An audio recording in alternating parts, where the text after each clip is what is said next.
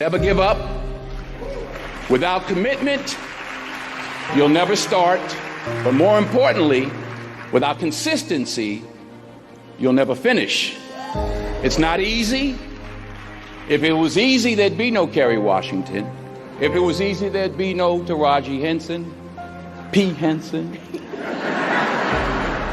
If it were easy, there'd be no Octavia Spencer. But not only that, if it were easy, there'd be no Viola Davis. If it were easy, there'd be no Michael T. Williamson, no Stephen McKinley Henderson, no Russell Hornsby. If it were easy, there'd be no Denzel Washington. So, keep working, keep striving, never give up, fall down 7 times, get up 8. Ease is a greater threat to progress than hardship.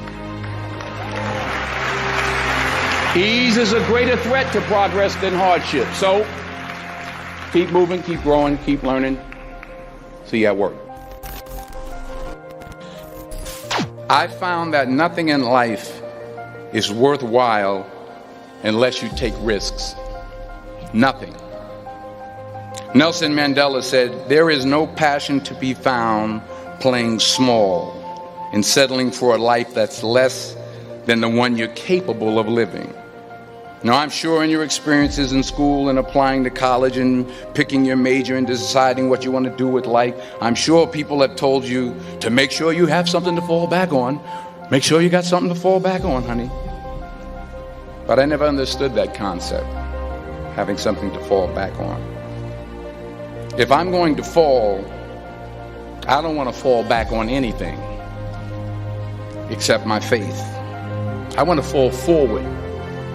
I figure at least this way I'll see what I'm going to hit.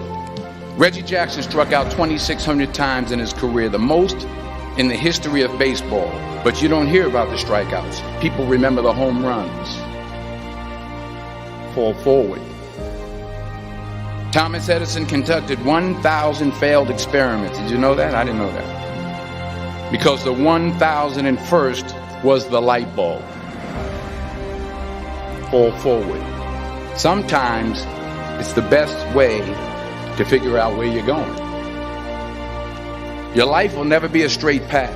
I began at Fordham University as a pre-med student. I took a course called cardiac morphogenesis. I couldn't read it, I couldn't say it, I sure couldn't pass it. So then I decided to go into pre-law, then journalism. And with no academic focus, my grades took off in their own direction. I was a 1.8 GPA one semester, and the university very politely suggested that it might be better to take some time off. I was 20 years old. I was at my lowest point.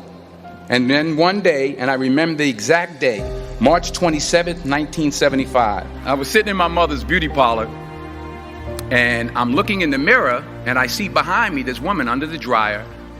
And every time I looked up, she was looking at me, just looking me in the eye. I didn't know who she was, and I said, she said, "Somebody give me a pen, give me a pencil, I have a prophecy." March 27, 1975, she said, "Boy, you are going to travel the world and speak to millions of people." Now, mind you, I was flunked out of college.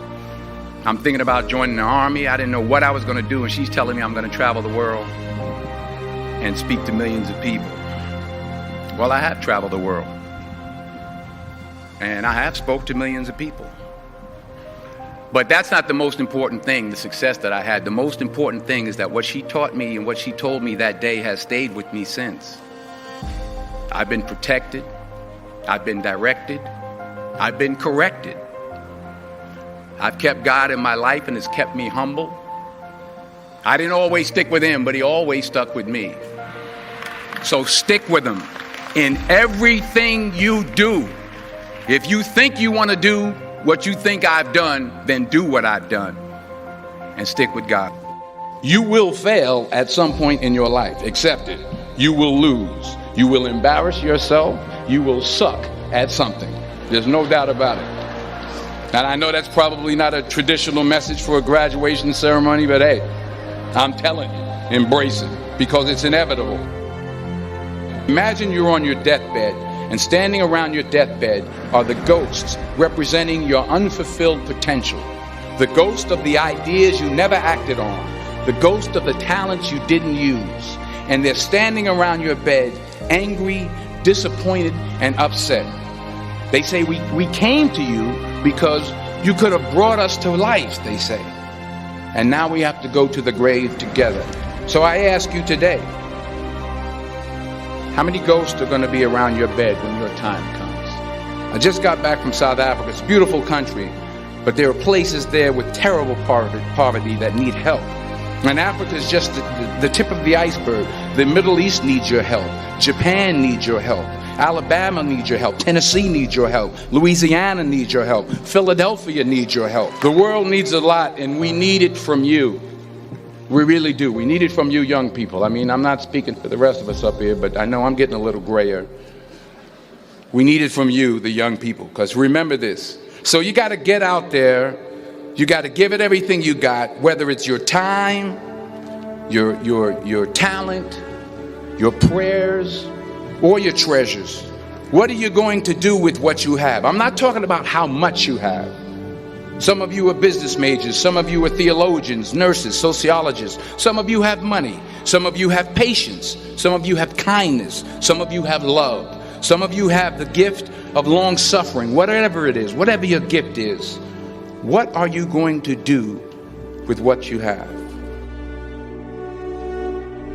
True desire in the heart for anything good is God's proof to you, sent beforehand to indicate that it's yours already. That itch that you have to be whatever it is you want to be, in front of the camera, on the stage, behind the stage, that itch, that desire for good is God's proof to you, sent already to indicate that it's yours. You already have it.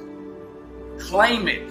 You have these dreams. And as Kenny said, dreams without goals remain dreams, just dreams, and ultimately fuel disappointment. Dreams without goals, yearly goals, life goals, daily goals, monthly goals, hourly goals, minute by minute goals.